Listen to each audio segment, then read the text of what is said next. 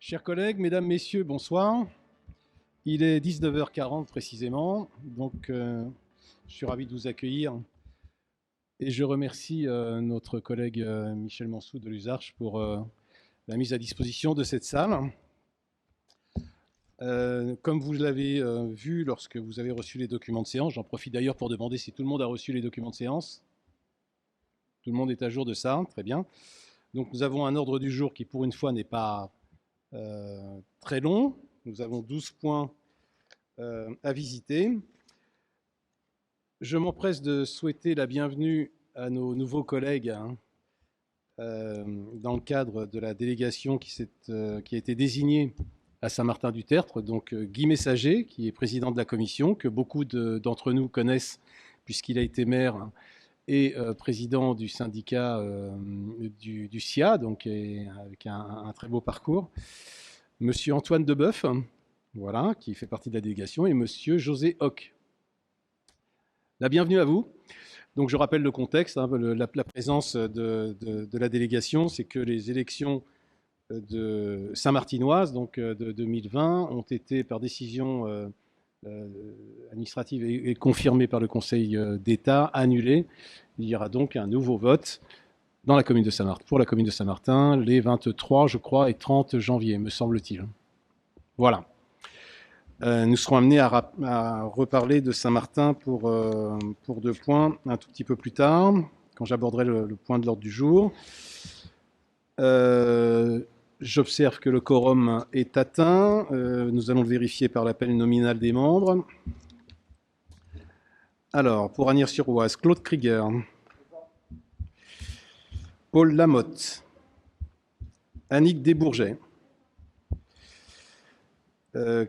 Pour Baillet, Christiane Knouch, je donne pouvoir à Richard Grignaski, qui est présent. Pour Bellefontaine, Jean-Noël Duclos. Bellois, Jean-Marie Bontin. Delphine Drapeau. Châtenay, Jacques Renaud, je ne l'ai pas vu, donc absent. Chaumontel, Sylvain Saragoza. Corinne Tange, pouvoir à monsieur Saragoza.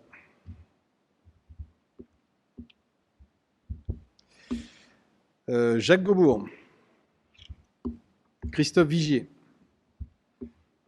Pour Champlâtreux, Épinay-Champlâtreux, Emmanuel de Noailles, je ne l'ai pas vu. Pour Lassy, Gilbert Maugan. Plessis-Luzarches, Patrick Fauvin.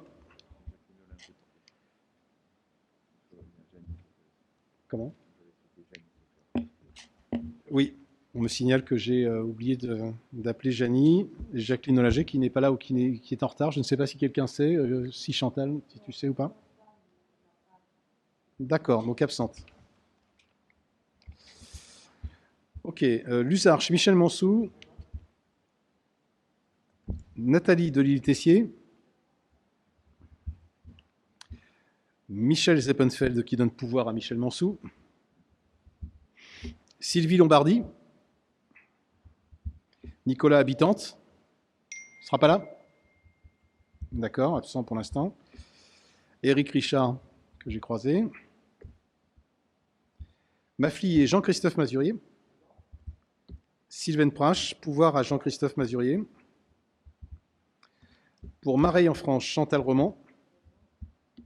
Pour Montsou, Silvio Biello. Montsou, Fabrice Dufour donne pouvoir à Patrice Robin.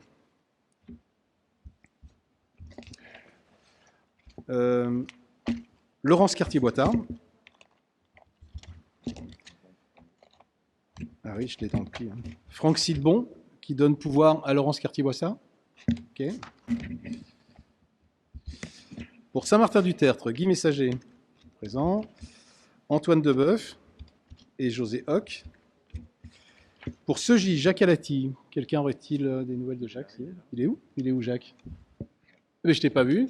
Bonsoir, mon grand. Donc, voilà. Olivier Dupont pour Viarme. Valérie Lecomte. Hugues Brissot. Sarah Béac qui donne pouvoir à Olivier Dupont. Viarme, Pascal Martin. Non? Laurence Bernard qui donne pouvoir à Valérie Lecomte. Patrice Robin présent et Cyril Diarra pour Villiers-Sec présent. Merci beaucoup.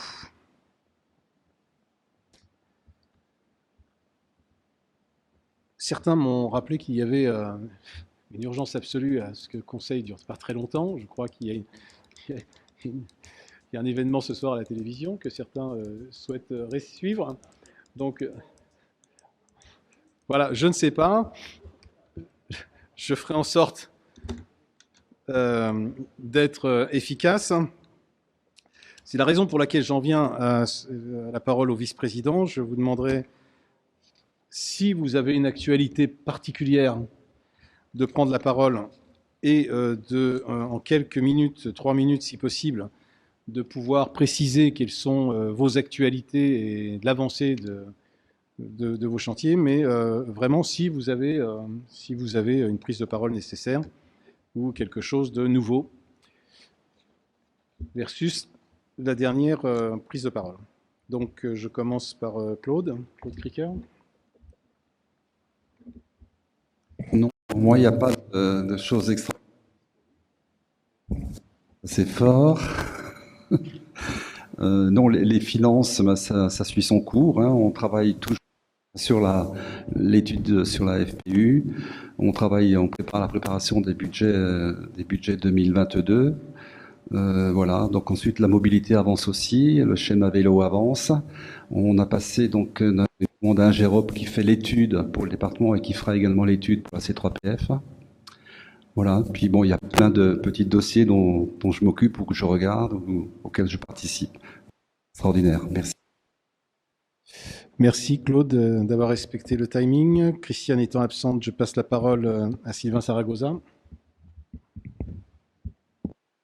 Oui, donc je vais être très bref également, parce qu'il y a plusieurs points de développement économique dans le conseil communautaire de ce soir. Juste pour vous informer que sur le village Morontin, donc le lot 1, qui était anciennement Veolia, pardon, voilà, est en cours de signature de bail avec un prestataire qui s'appelle la SOR, qui reprend les locaux dans son intégralité, au même montant, à savoir 9 065 € hors taxe par mois, hors charge. Donc voilà, donc tout se passe plutôt bien.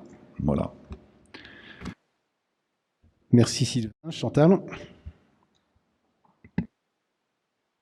30 secondes de votre temps, deux actions engagées actuellement, une avec le collège de l'Usarche, ou du 13 au 18, mais je n'ai pas encore eu le temps de tout raconter à Michel. On va faire une semaine de découverte des métiers et où je fais venir des entreprises pour découvrir ce que sont les métiers aussi bien de l'aérien, de la restauration, de la mécanique, etc. Donc on travaille avec le principal. Et pour ce qui est de Montsou, alors pareil, pas eu le temps d'informer tout le monde tant que c'est pas calé, on va les envoyer début février, passer une après-midi, 3e collège, seconde lycée, puisque ce sont des lycées qui forment à l'industriel, hein, c'est de la mécanique, de l'électricité, et ils vont aller passer une après-midi chez AFMAE à Bonneuil pour aller découvrir les métiers de maintenance aéronautique. Donc ça, c'est lancé. Donc c'est pour l'instant les dossiers que l'on prépare dans ce domaine pour répondre aux besoins des propos que l'on est allé voir pour les 4 établissements de notre périmètre. Merci Chantal. Je passe à Michel Mansou pour la mutualisation. Je vais être très bref aussi. En ce qui concerne la mutualisation de l'achat de l'électricité et du gaz pour les particuliers, donc ça suit son cours et ça aboutira au début de l'année prochaine.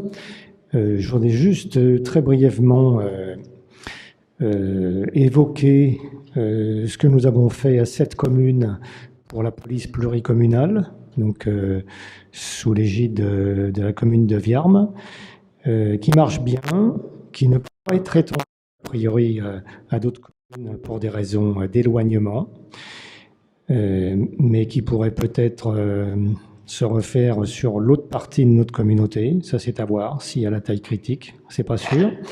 Et là, on est en train de travailler au moins sur les communes qui sont sur le nord de la communauté, sur de matériel pour des services techniques, savoir ce qui pourrait être prêté, ce qui pourrait être mutualisé, ce qui pourrait être acheté en commun. Alors évidemment, ça par contre, ça pourrait être étendu à toute notre communauté de communes. Voilà. C'est tout ce que je peux dire. Merci Michel. Je passe la parole à Olivier Dupont pour les commerces de proximité. Dans l'actualité immédiate, réunion, la commission commerce de l'Interco propose à tous les commerçants et artisans de notre territoire intercommunal une rencontre dans cette salle, ici même je crois, le jeudi 9 décembre. Les communes qui sont concernées, sauf erreur ou oubli, qui ont donc des commerçants avec vitrine sur rue, pour résumer. On vous a distribué ce soir les invitations. J'ai celle de Baillet là, que je donnerai là-bas au monsieur. Merci de les distribuer assez rapidement pour qu'ils puissent bloquer cette date-là. Seront conviés les membres de la commission commerce de l'Interco, les maires concernés qui ont des commerçants, afin qu'ils puissent aussi en profiter pour échanger avec eux. Et puis aussi les responsables commerce de chaque commune. L'objectif, c'est de faire connaître la C3PF aux commerçants et artisans de notre territoire et de lutter contre justement la méconnaissance qu'on a pu constater en allant les rencontrer de cette strate administrative qu'est l'Interco auprès des commerçants qui sont pour la plupart incapables même de citer le nom de l'Interco, et puis d'échanger avec eux sur leurs problématiques et ce qu'ils pourraient attendre de nous et de cette obligation, puisque c'est de cette compétence obligatoire qu'a l'Interco de travailler et d'aider son commerce de proximité.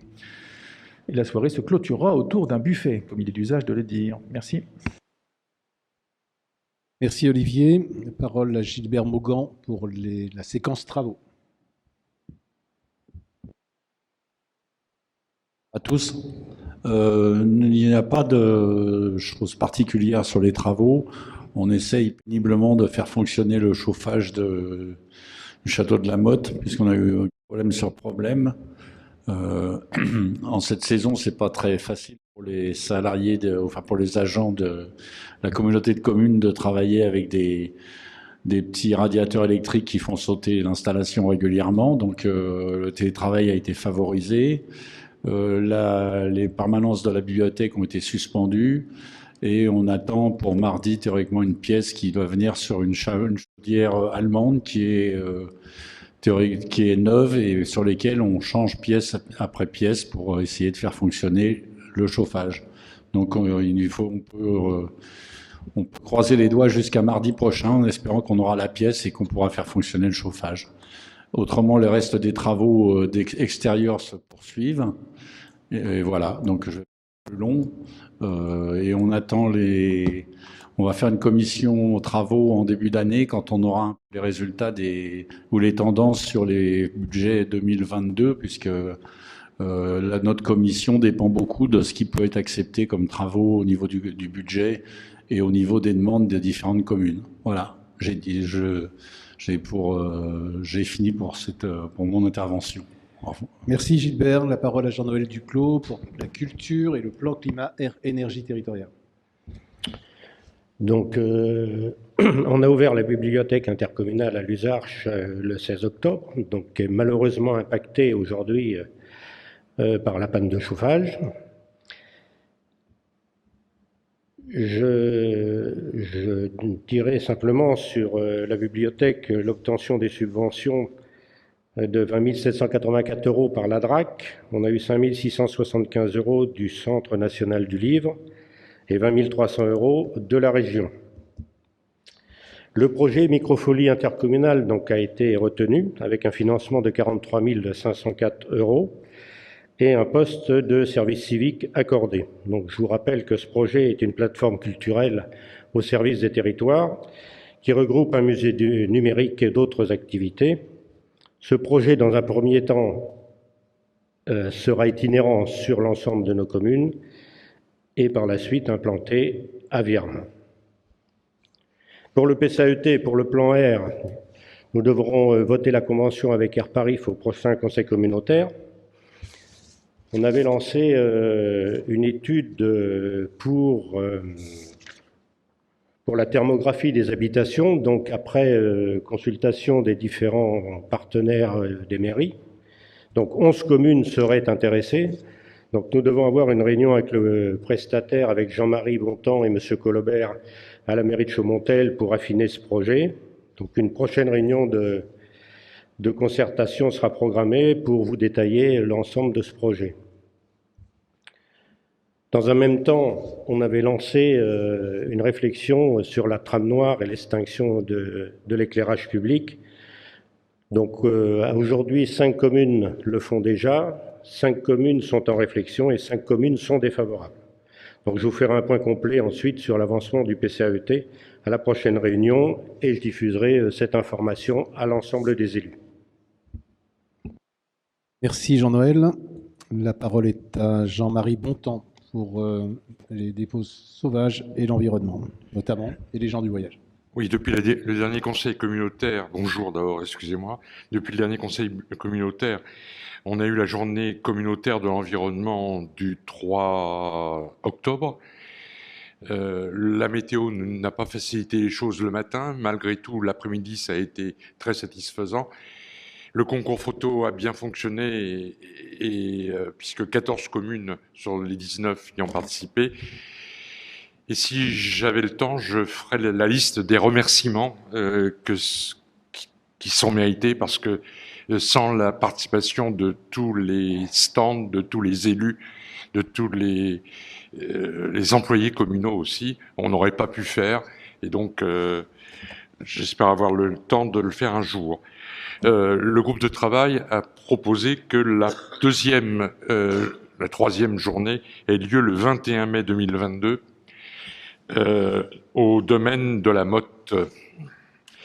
Pour les déchets sauvages, nous avons continué les interventions ponctuelles, soit par nos propres moyens, soit par l'entreprise extérieure. On continue aussi les dossiers pour le conseil départemental et le conseil régional afin d'avoir les subventions. Cela étant, il y a eu un petit incident de pas grand-chose récemment puisque le camion a été volé et brûlé.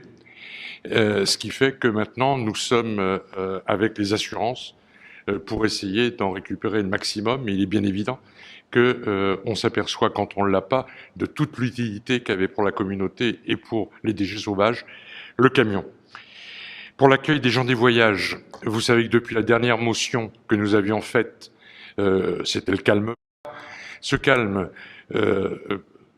comme souvent, il précède un peu la tempête. Et le 3 novembre, il y a eu une réunion organisée par Monsieur le Préfet, à laquelle Patrice Robin et Jean-Noël ont participé. Manifestement, les exigences ont baissé, mais elles demeurent. Et il faut maintenant se mettre au boulot. On va avoir le nouveau schéma très prochainement. Et évidemment, les questions épineuses que nous avions évitées depuis la motion vont revenir.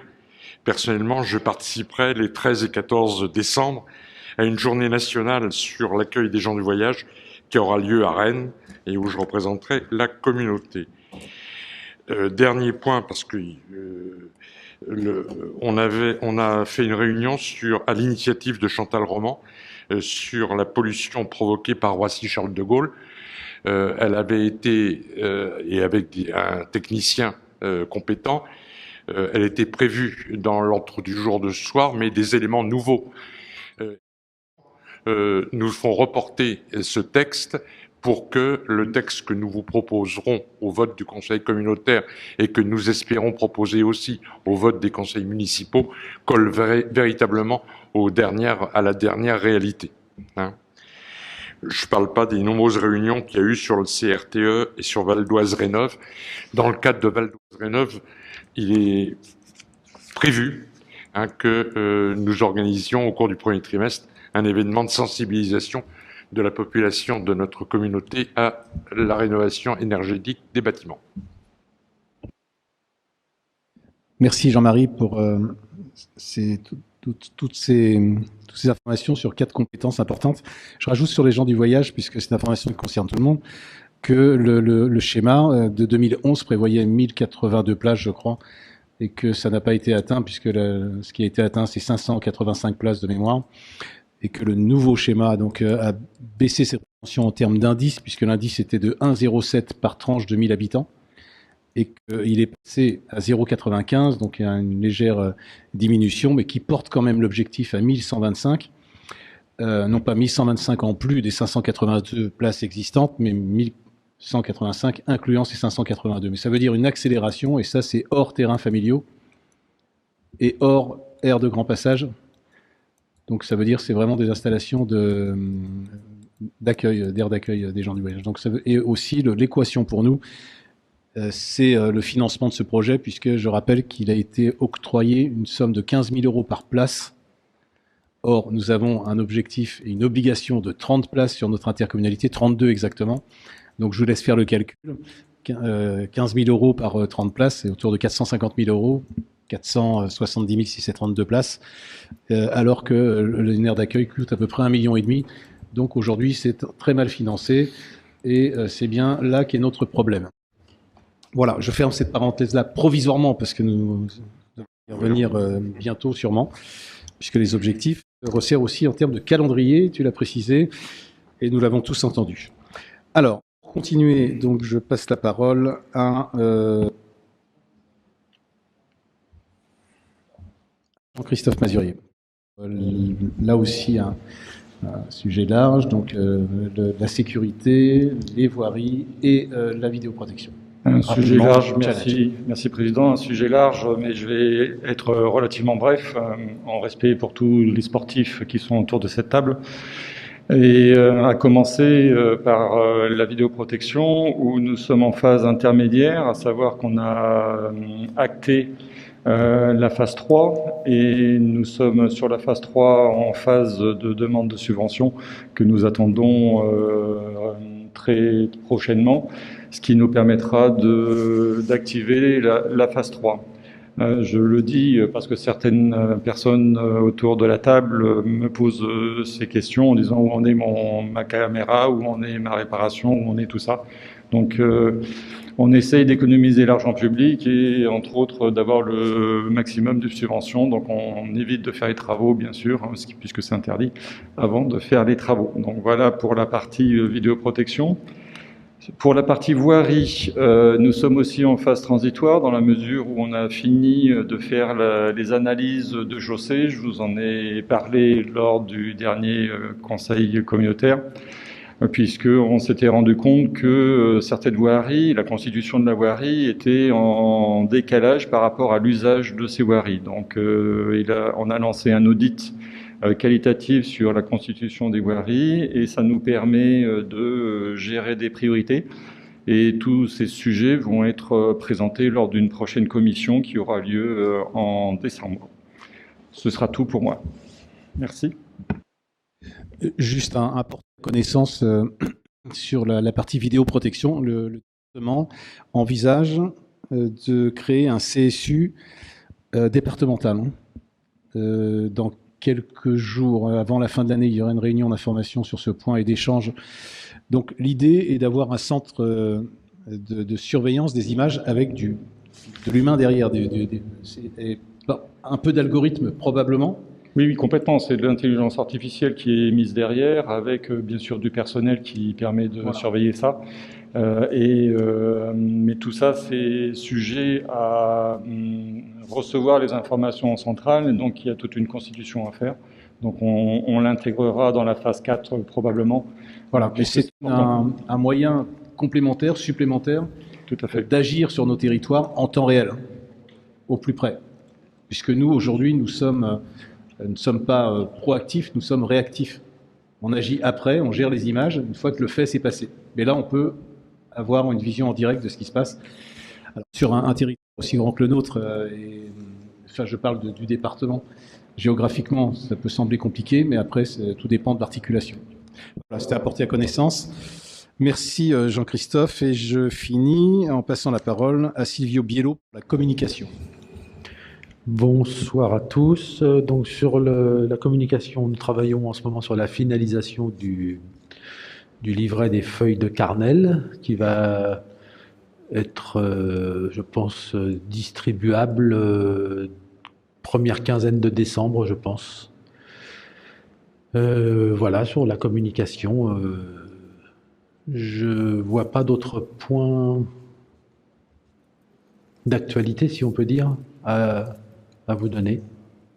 Il y a eu des événements sur plusieurs communes. Nous avons communiqué via les réseaux sociaux, YouTube, la chaîne YouTube de la communauté de communes.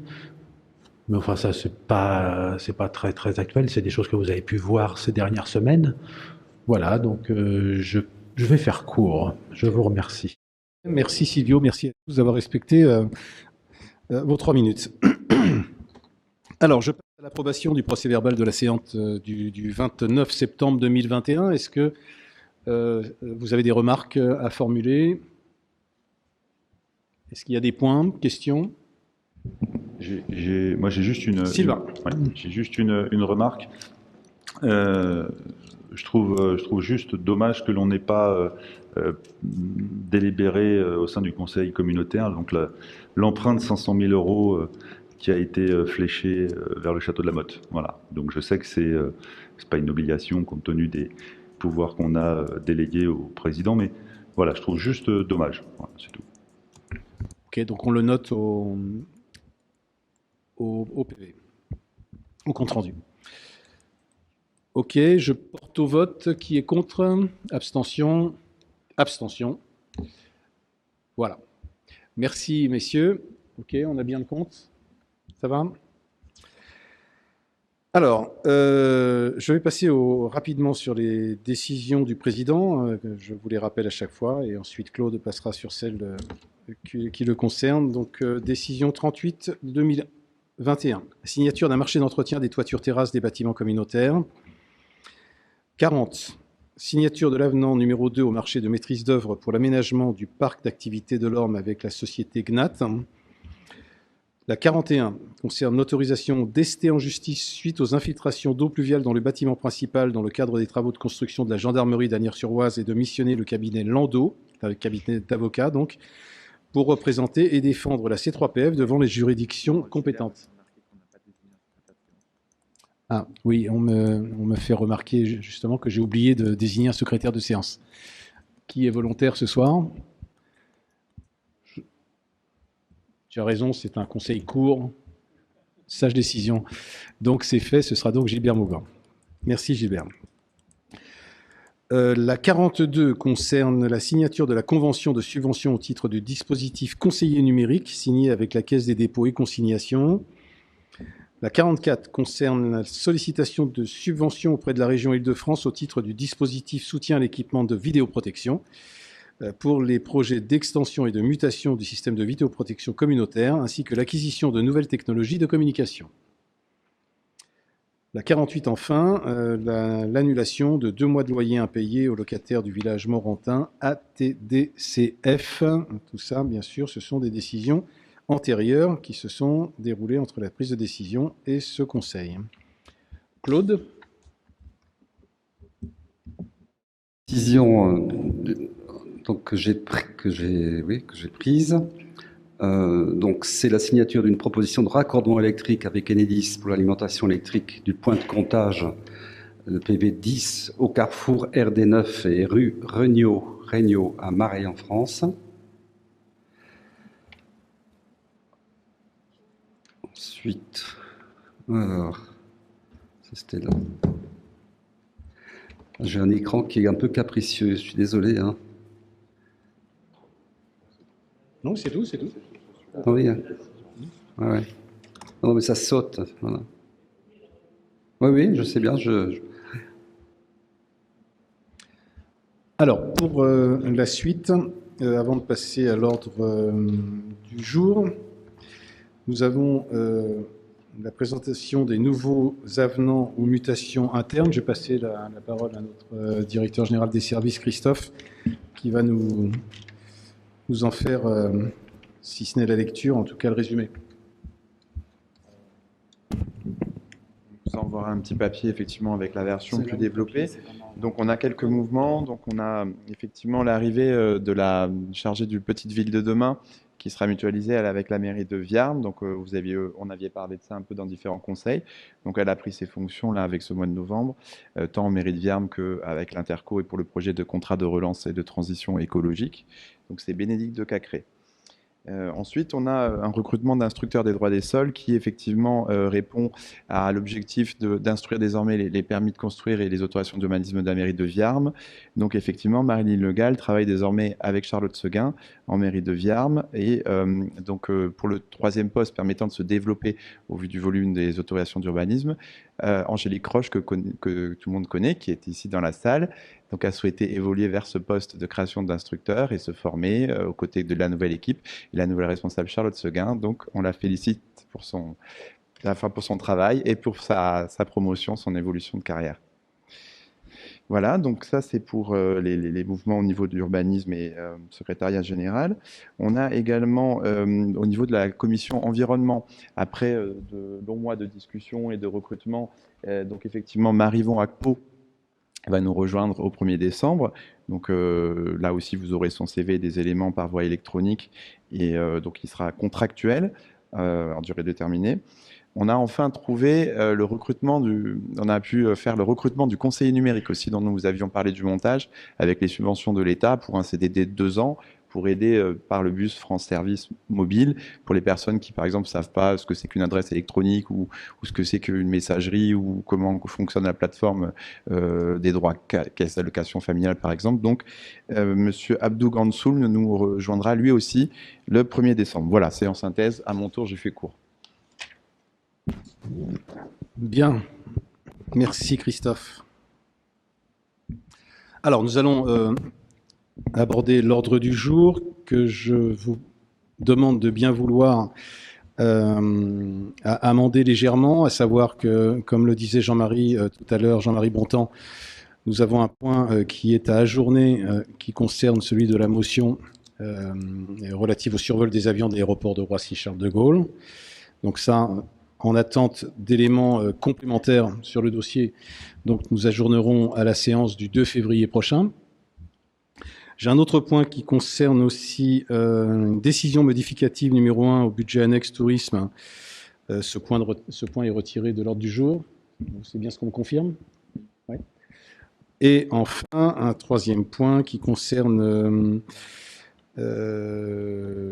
Saint-Martin-du-Tertre, avec le versement d'une subvention exceptionnelle à l'association Saint-Martin Histoire, Patrimoine et Territoire. Et pour les raisons que j'ai explicitées en ouverture de séance tout à l'heure, à savoir que le contexte particulier, la parenthèse de quelques mois sur Saint-Martin, nous oblige par déontologie et plus que par les textes à attendre que la nouvelle équipe soit en place pour pouvoir continuer sur ce point, que nous continuons bien sûr à porter de toutes nos attentions, puisque c'est un point important, intéressant, et qui fait partie de l'accompagnement touristique du territoire. Et une fois que j'ai enlevé ces points, je vais vous demander d'en accepter un autre qui concerne toujours la commune de Saint-Martin-du-Tertre, puisque Saint-Martin-du-Tertre a prévu d'envoyer ses enfants, comme chaque période régulièrement, en classe de neige, et il se fait que pour des raisons administratives et aussi de décision d'annuler cette élection, eh bien, les procédures qui auraient dû être mises en place, en tout cas les modifications d'ordre budgétaire et autres, n'ont pu être faites et donc ont été stoppées, ce qui a créé donc un incident, puisque la situation est bloquée. Je crois, Guy, c'est bien ça, et c'est sous ton arbitrage, hein, puisque en fait, en tout cas, ton contrôle plus que l'arbitrage. Si tu veux compléter mes propos pour résumer la situation, et après, je porterai à connaissance ce que nous souhaitons faire au sein du conseil communautaire. Je t'en prie.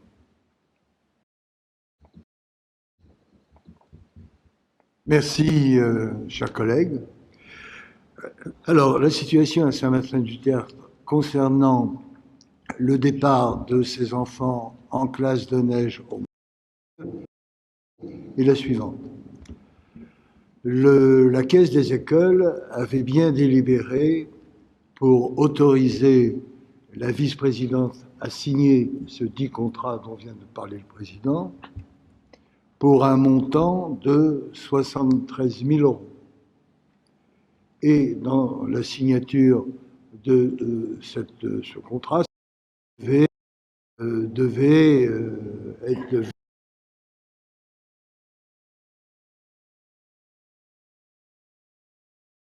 un petit peu en dessous de 7 500, 7 350 je crois. Et cet acompte est important pour l'organisme qui gère ces classes de neige, parce que c'est avec cet acompte que le gestionnaire des classes de neige va payer les billets de train. Et ça, il ne peut pas, compte tenu, nous a-t-il dit, de la période qu'ils viennent de traverser avec des séjours qui ont été énormément annulés, au point de vue trésorerie, ils sont exsangues et ils ne peuvent pas faire cette avance-là. Donc, dans la situation actuelle, la vice-présidente de la Caisse des écoles de Saint-Martin-du-Tertre, au moment où la décision a été prise, que le couperet en quelque sorte est tombé, n'avait pas encore signé cette convention, ce contrat.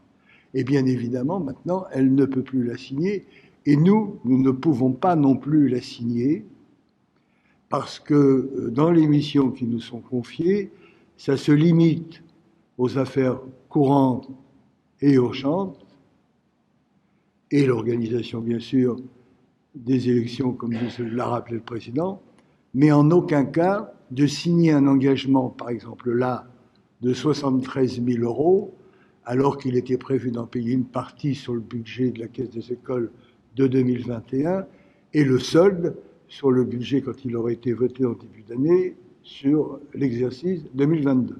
Donc nous sommes dans l'impossibilité de pouvoir signer cette convention avec l'organisme. On a étudié d'autres solutions, telles que notamment de voir si la coopérative du groupe scolaire pouvait être partie prenante et être signataire de cette convention. Et on a essayé de regarder si on pouvait verser une subvention pour payer toujours ce fameux acompte. Mais même la subvention, dans les pouvoirs qui nous sont donnés, nous ne pouvons pas verser une subvention à une autre structure si ça n'a pas été prévu et signifié et pointé, signalé dans le cadre du budget. Donc, nous sommes dans l'impossibilité de pouvoir quoi que ce soit. On a reçu, évidemment, les parties vives de la commune.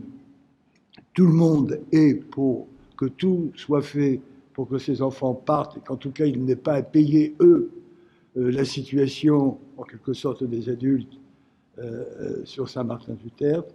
Et c'est pour cela que nous nous sommes retournés, que j'ai eu le président, et je t'en remercie plusieurs fois au téléphone pour expliquer la situation, et qu'elle est soumise ce soir pour voir, au fond, si la communauté ne pourrait pas se substituer.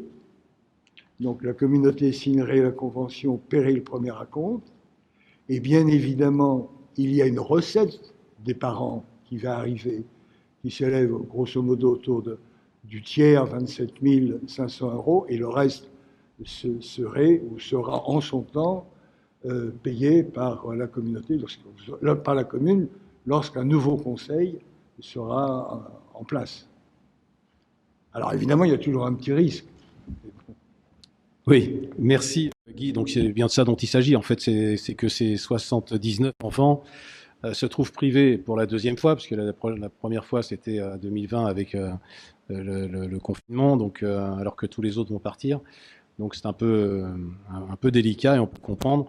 Donc l'idée c'est que nous fassions en sorte de pouvoir nous payer cet acompte, et effectivement il y aura une régularisation qui sera faite a posteriori lorsque l'équipe en place nouvellement élue sera installée et on pourra régulariser cette situation avec la commune. Je t'en prie, Guy.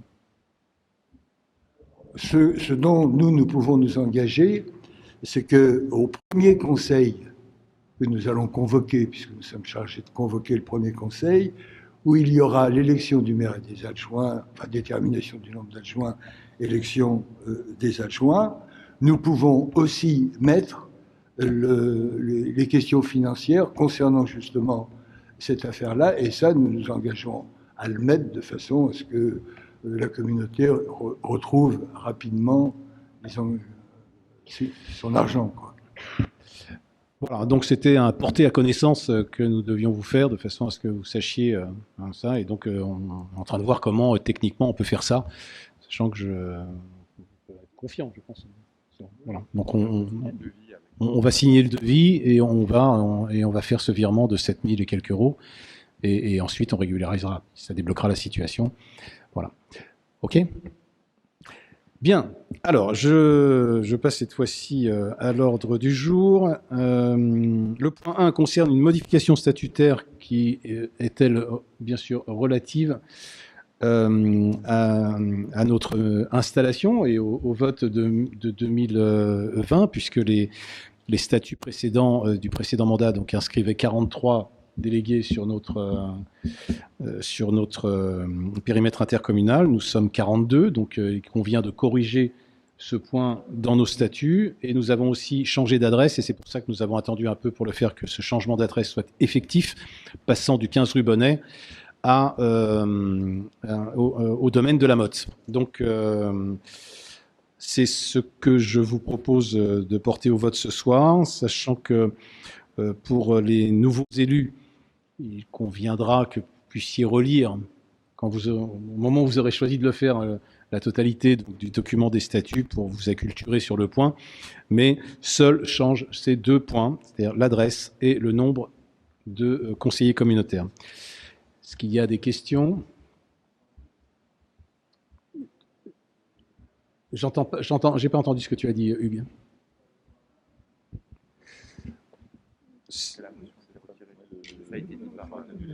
Non, oui, la motion a été retirée sur Roissy. Voilà.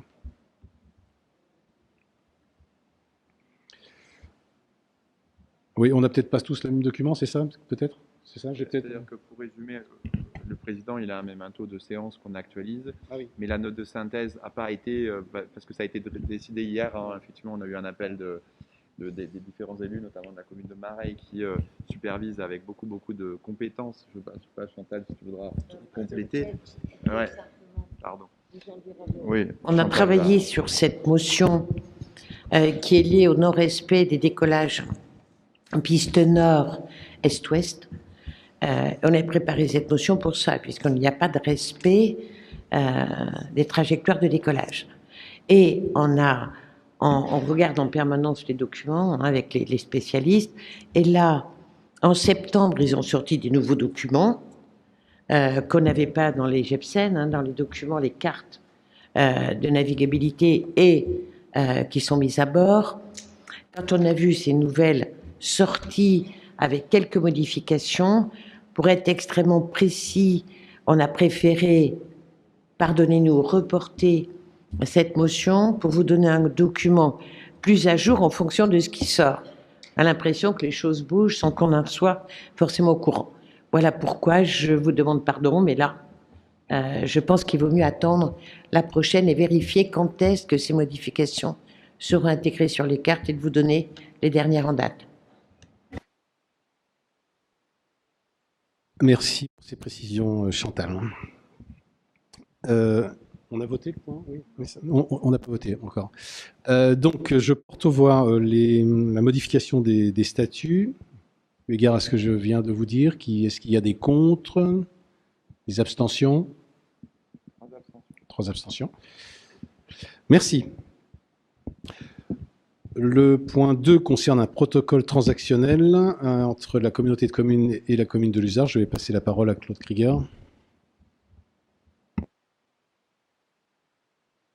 Alors, il est rappelé effectivement que la communauté de communes a signé une convention en 2017 avec le département, qui est propriétaire de l'immeuble Éric Satie, pour un loyer, une redevance forfaitaire de 15 260 €, après, je crois me souvenir d'âpres négociations. La commune de Luzarches a également, donc bien sûr, installé plusieurs associations dans ces mêmes locaux.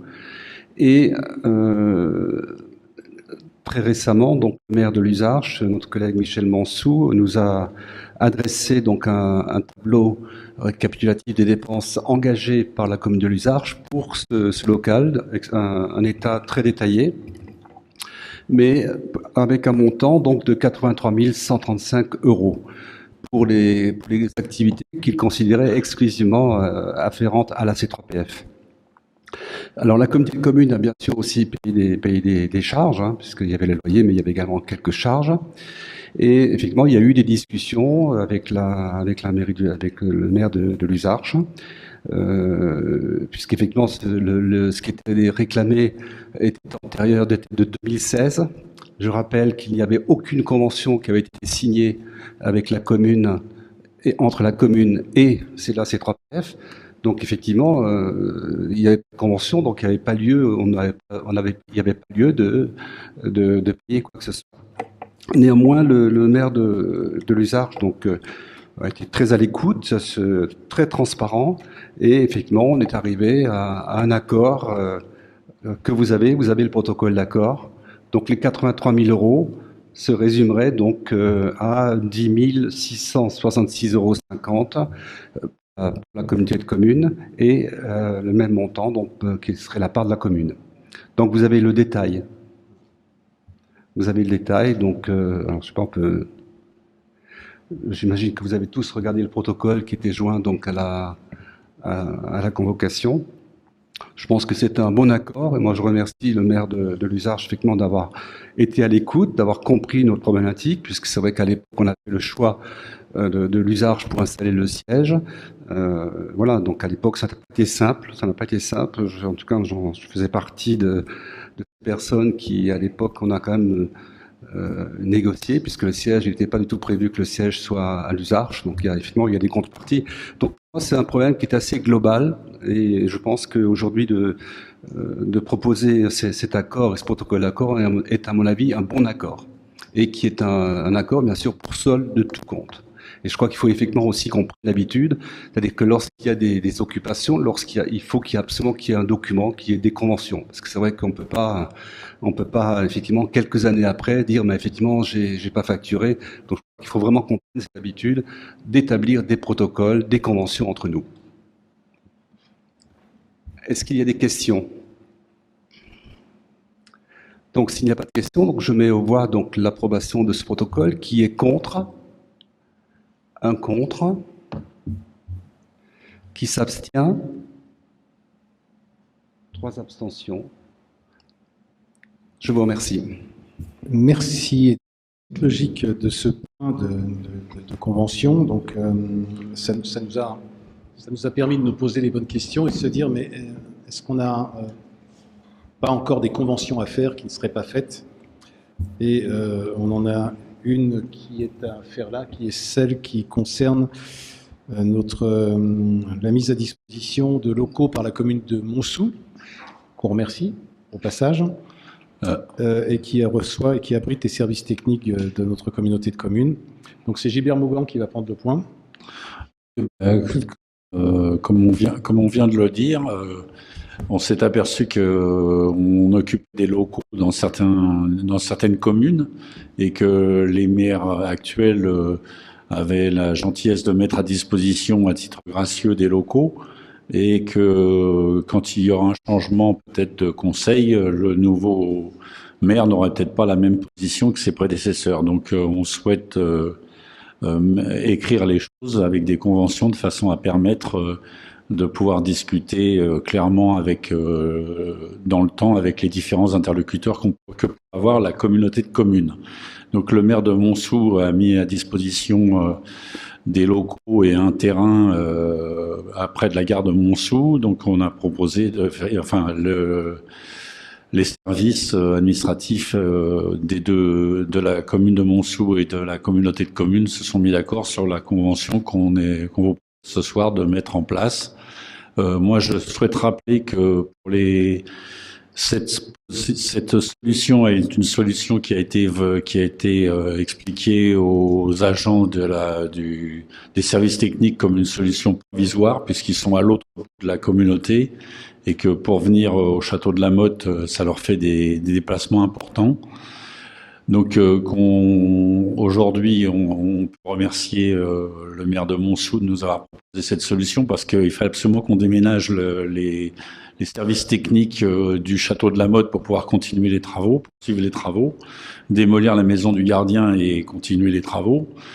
Mais je pense qu'il faudrait que la communauté de communes garde quelque part dans un coin de sa tête qu'il va falloir trouver une solution pérenne pour que les services techniques travaillent dans de bonnes conditions. Aujourd'hui, c'est pas le cas. En plus, on s'est aperçu que nos locaux ont été visités à Montsou et le camion Ben a été volé, ainsi que la remorque.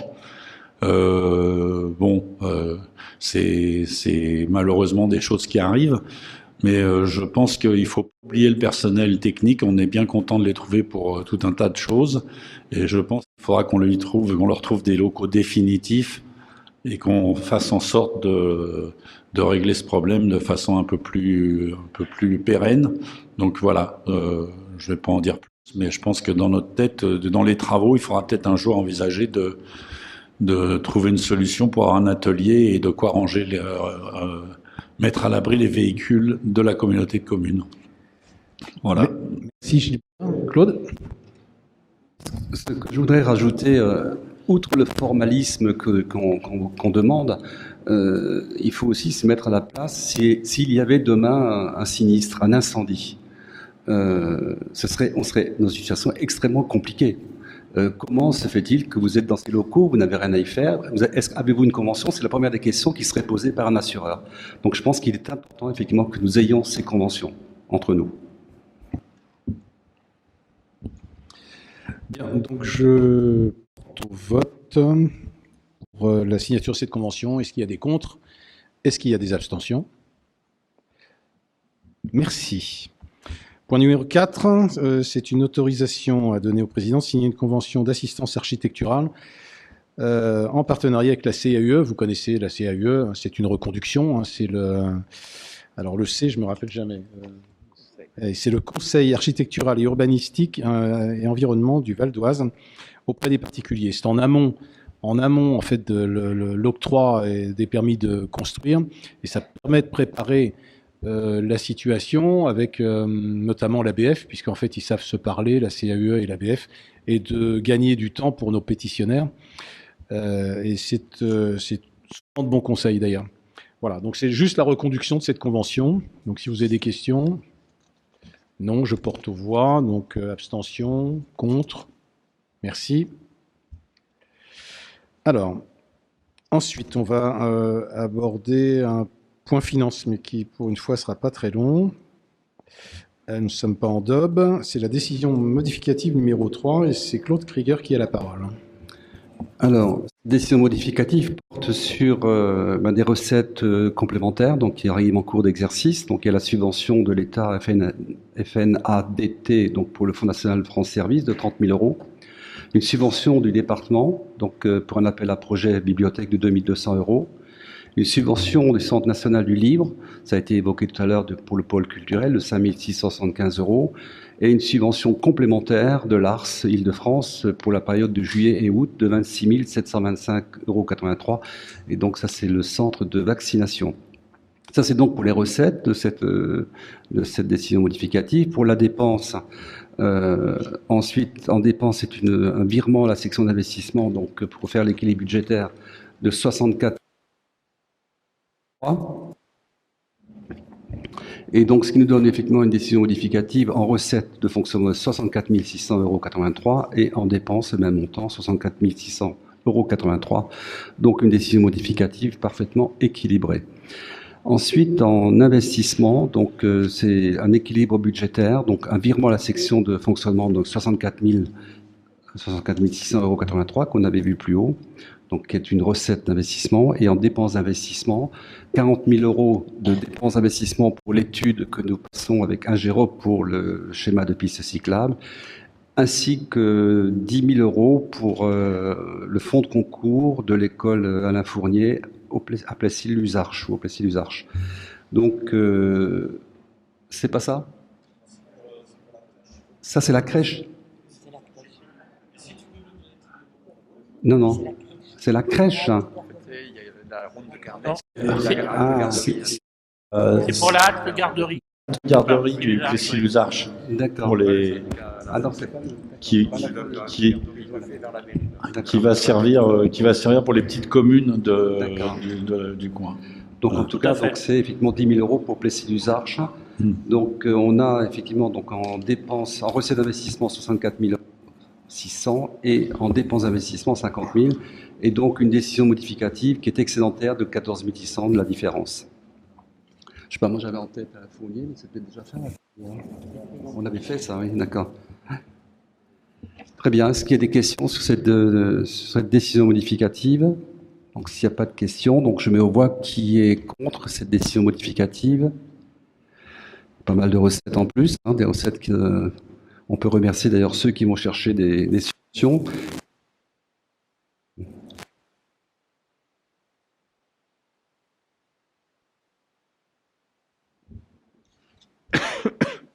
Pardon. Céline. Il y a eu 3 d'accord.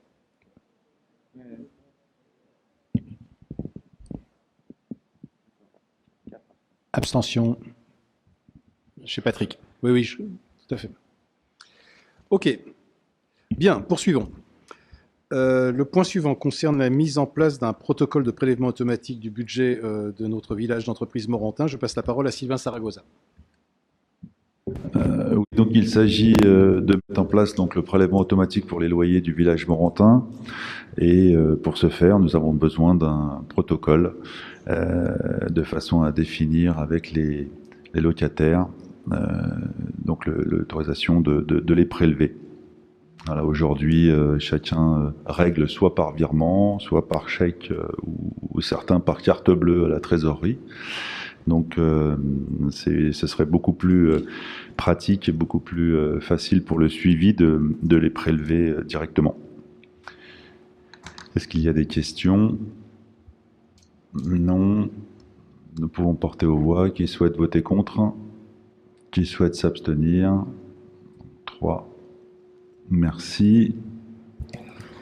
Le point suivant concerne l'autorisation donnée au président de la communauté de communes de signer une convention tripartite entre l'EFIF et la commune de Villaines-sous-Bois. Sylvain, c'est toujours toi. Oui, alors comme vous en avez maintenant l'habitude, l'établissement public foncier d'Île-de-France est partie prenante concernant donc le développement économique, compétence de la communauté de communes. Alors cette convention s'articule de 3 manières. Donc on a la première donc qui est la maîtrise foncière à proximité de la gare de Villaines-sous-Bois afin d'y développer donc un projet économique et social avec donc un marché, une micro-crèche, des commerces, un espace de coworking, un restaurant inclusif et un tiers-lieu.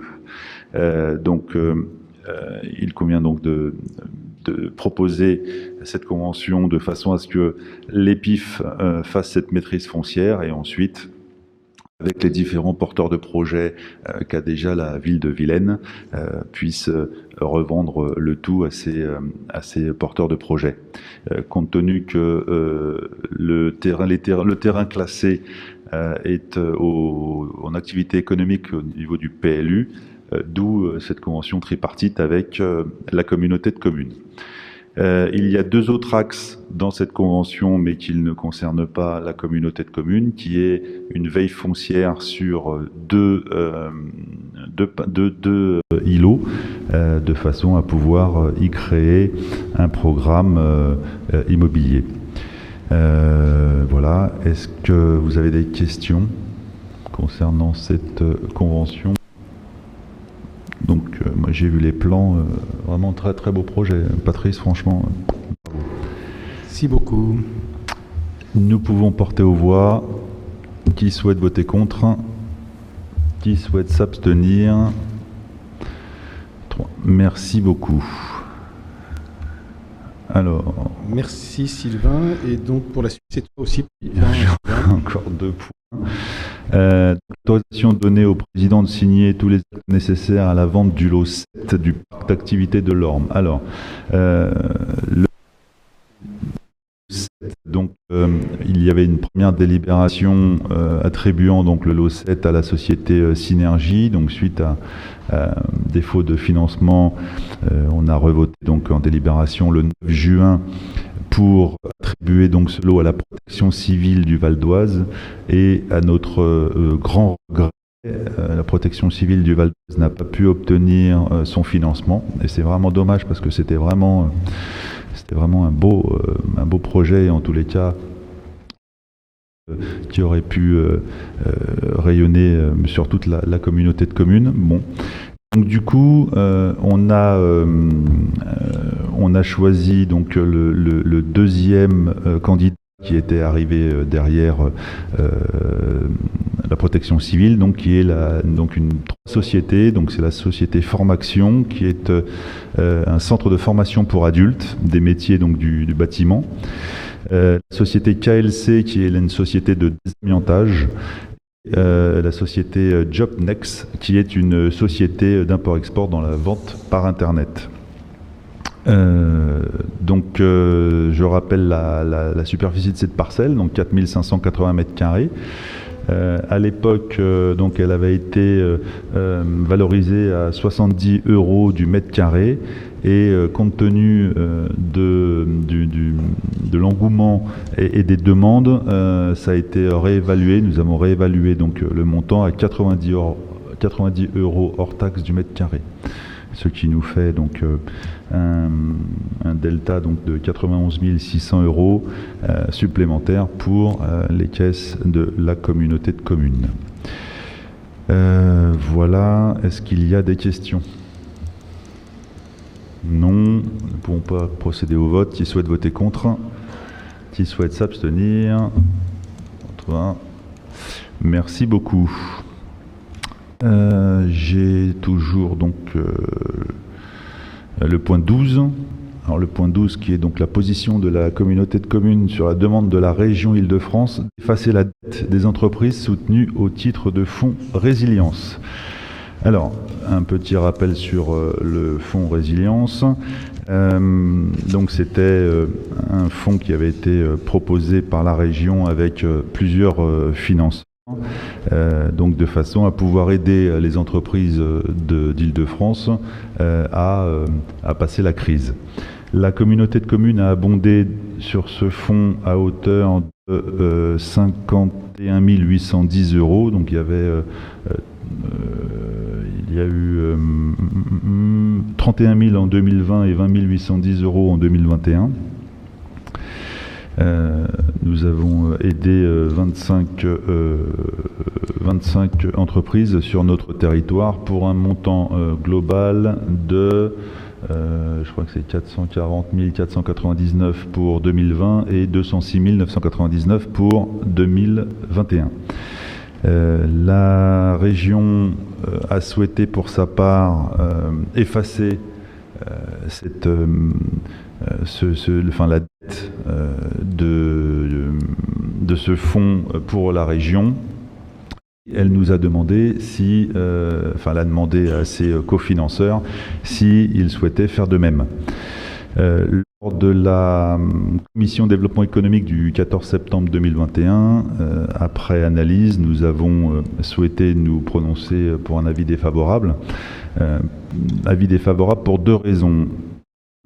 comme il y a plusieurs financeurs, les montants qui ont été attribués en aide ont été ventilés sur les différents financeurs. Ce qui fait que si la communauté de communes annule cet abondement, ce n'est pas répercuté sur l'ensemble des sociétés qui ont bénéficié de ces aides. Ça créait des distorsions, c'est-à-dire que certaines sociétés auraient vu sa dette annulée, d'autres pas, et donc il n'y aurait pas eu une égalité.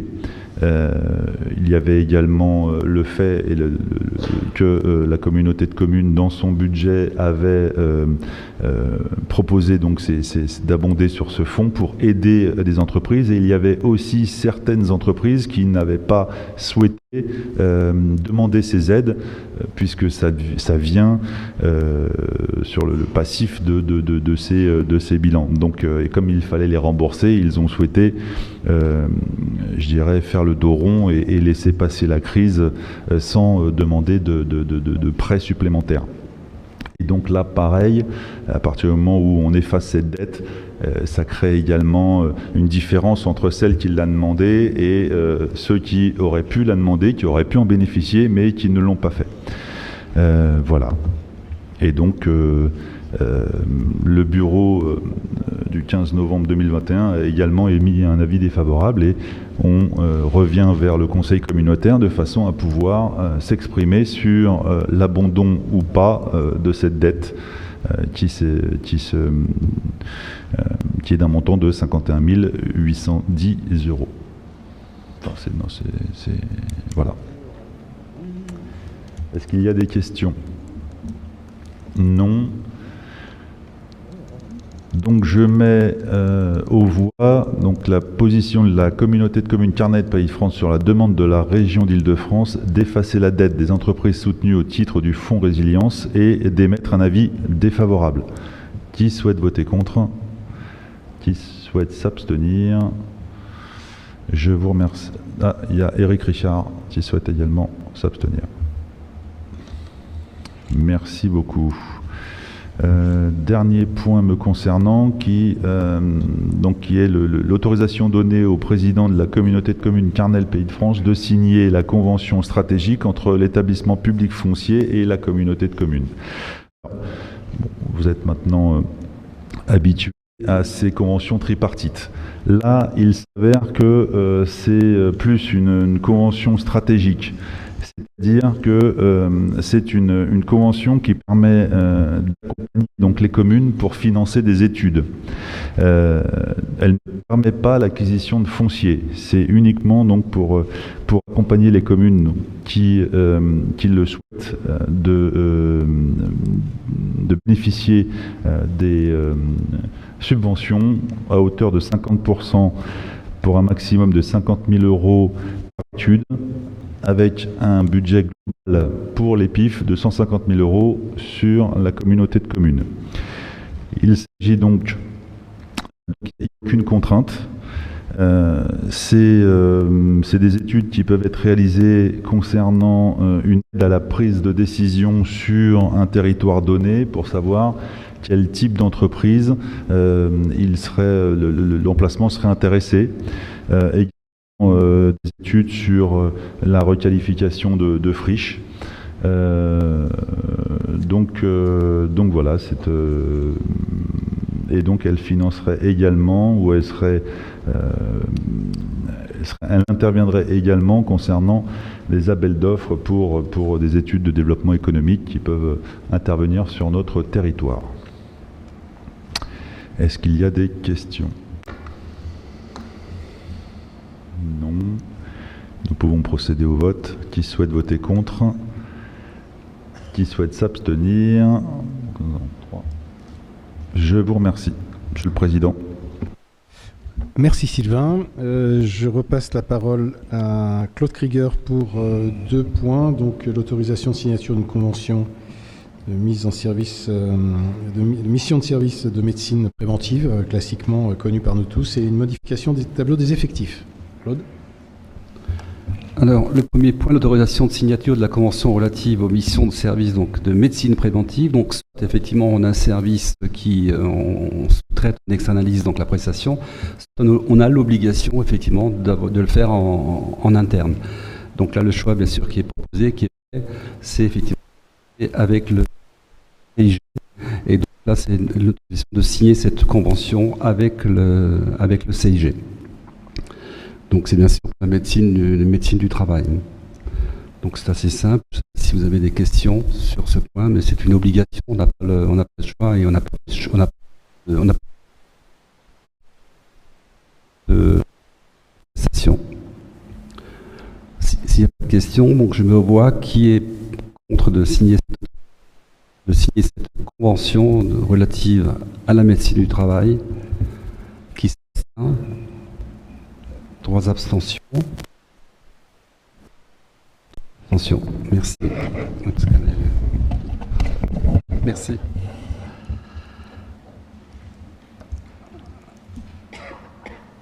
Ensuite, c'est donc le point suivant, c'est le tableau des effectifs. Alors vous avez le tableau des effectifs, donc au global, nous avons donc plusieurs types de postes. Donc d'abord le tableau des effectifs permanents, donc au 24 novembre, des effectifs permanents. Vous avez les tableaux des effectifs non permanents et vous avez le tableau des contrats de droit qui concernent notamment le centre de vaccination. Donc pour les effectifs permanents, le nombre de postes qui a été créé est de 26. Il y a 5 postes qui sont vacants et donc 17 qui sont pourvus par des titulaires et 4 par des contractuels. Ça, c'est donc pour les effectifs permanents. Pour les effectifs non permanents, donc toujours au 24 novembre, non permanents, donc vous avez effectivement 2 postes qui ont été créés. Il y a un poste de vacant et donc un poste qui est pourvu donc par un contractuel. Le tableau des contrats de droit privé au 24 novembre, donc toujours 24 novembre, donc le centre de vaccination. Donc vous avez effectivement donc 5 postes qui ont été créés et 5 postes qui sont pourvus. Il y en a 3 à temps complet et 2 à temps partiel.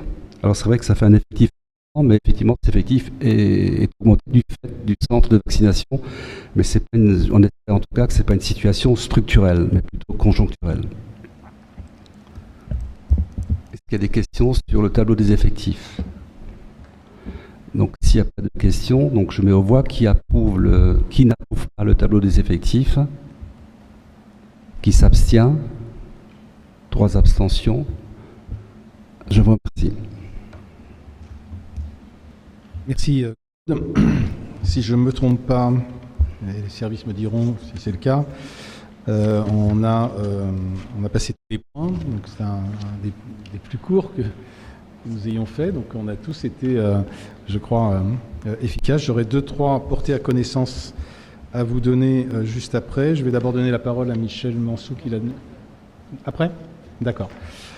Alors, je rappelle avant toute chose que le prochain conseil communautaire se tiendra le mercredi 2 février. Nous serons en 2022 et qu'il aura lieu chez notre ami Sylvain Saragoza à Chaumontel. Que celui d'après, comme ça vous pouvez réviser vos agendas, donc aura lieu le 30 mars 2022. Et là, nous n'avons pas encore lancé notre appel à candidature d'accueil, donc je sais pas, on verra. Ça peut être, je sais pas, Silvio à Montsou ou à Baillet. Ouais, Montsou, on dit Montsou. Ok, donc ce sera Montsou. Merci Silvio. Deuxième point que je voudrais voir avec vous, c'est est-ce que vous pourriez remonter vos souhaits enfin vos souhaits, si vous les avez arrêtés, vos dates de vœux, de façon à ce qu'on puisse organiser un calendrier. Je pense que cette année, on attend tous aussi ce soir les décisions, ou demain, c'est demain ? D'accord, les décisions prises, les décisions gouvernementales qui sont prises. Pour ma part, j'ai décidé de ne pas les faire cette année, tout comme l'année dernière, pour ne pas faire prendre de risques aux personnes les plus vulnérables et fragiles de ma commune. Je le regrette bien sûr, mais c'est comme ça. Donc, mais si vous avez des dates, merci de les remonter rapidement, que les calendriers des uns et des autres puissent se caler. Troisième point, donc, je voudrais faire part de la création d'une association qui s'appelle les Ailes de Polo, dont nous avons une représentante ici efficace en la personne de Valérie Lecomte. Tu veux présenter en 2 secondes cette association? Comme ça, tout le monde connaîtra. C'est une association que j'ai décidé de soutenir, mais qui a dû appeler, je pense, l'ensemble des maires et se présenter à eux. C'est une association qui a été créée le 7 octobre. Elle a pour but de mettre en lumière le don de moelle osseuse, de communiquer à propos du don de moelle osseuse, et puis aussi de récupérer des dons et d'être en relation directe avec l'hôpital Robert Debré. La proposition que nous avons obtenue avec l'association est de décorer le service d'hématologie à l'hôpital Robert Debré. Voilà. Donc il y a tout un programme à venir et nous avons rencontré plusieurs maires sur la communauté de communes et voilà, tout le monde a répondu favorablement à notre appel. Donc on attend maintenant, quand vous faites des manifestations sur vos communes, en fait, on aimerait bien être invité pour pouvoir communiquer sur cette association. Voilà. Merci Valérie. Je passe maintenant la parole à Michel Monsou qui souhaitait la prendre. Écoute, c'est assez fin. C'est juste à tous que vous êtes cordialement invités à l'ouverture de notre marché de Noël qui aura lieu ce vendredi après-demain. Je sais que le côté a priori n'est pas favorable, mais enfin bon, on fera avec. Donc c'est avec à 18h précise la cérémonie de lancement des inaugurations. Et ensuite, nous pourrons partager un verre de vin chaud ou de chocolat chaud.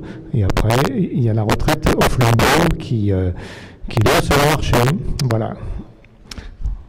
Merci à tous. Patrick. Pour cette invitation, est-ce qu'il y a d'autres prises de parole? Oui, Chantal. Non, Gilbert. Qui? Je vois pas. C'est qui? Oui, juste, je souhaiterais avoir une info sur le centre de vaccination parce que j'ai eu des administrés qui m'ont dit que pour l'instant il était ouvert jusqu'à fin décembre.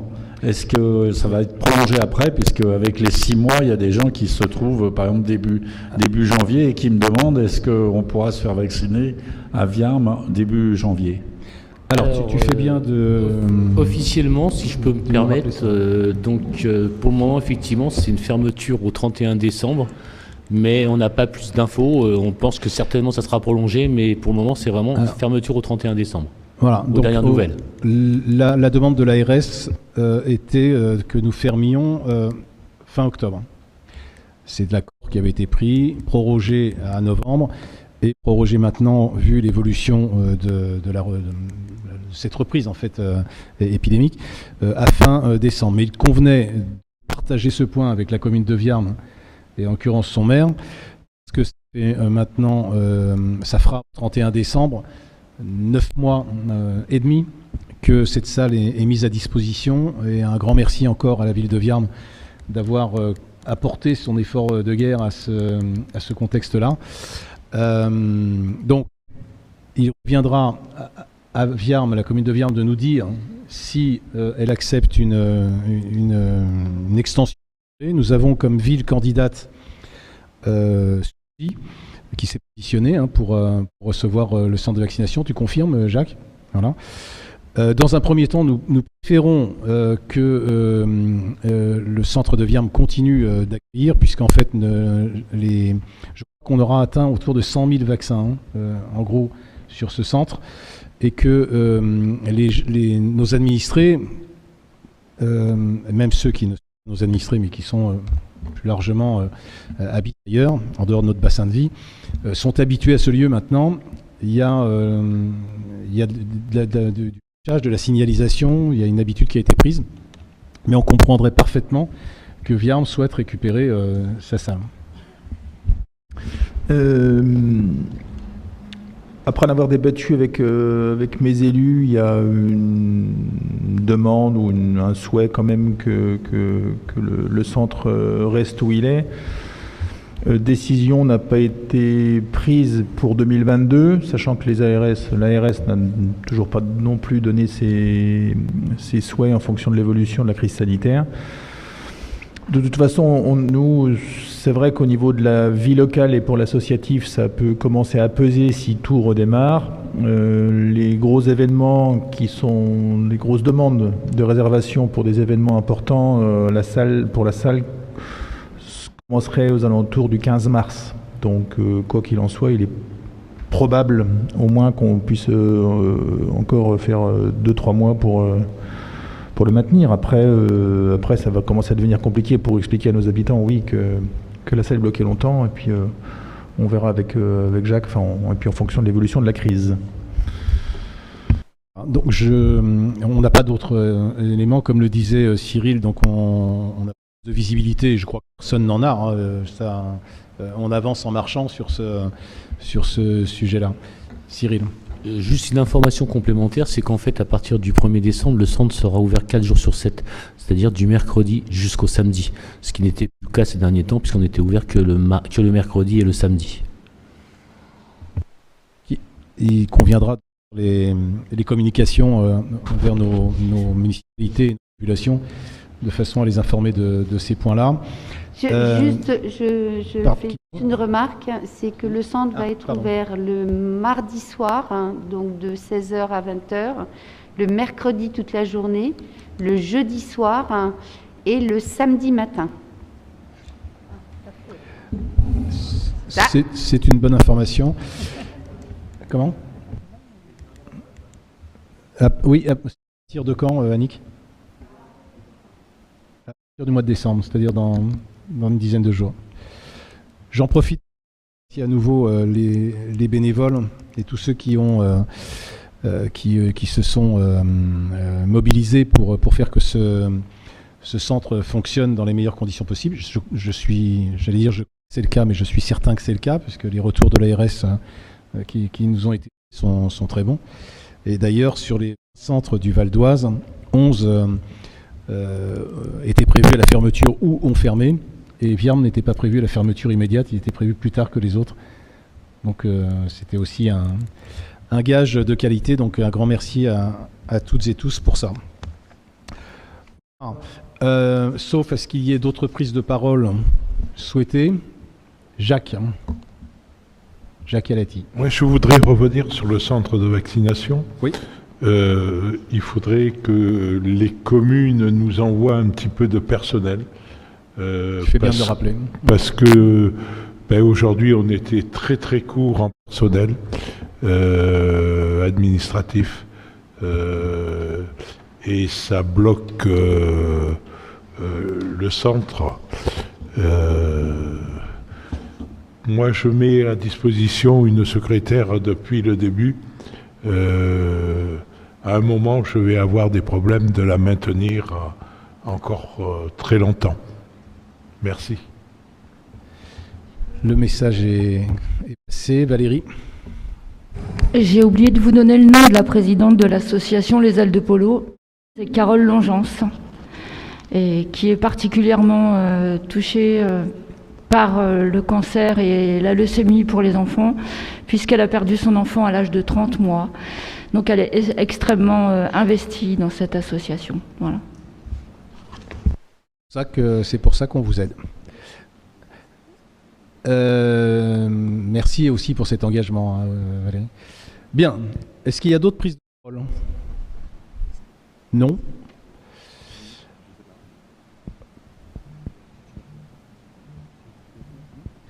Bien, donc il est 21h04.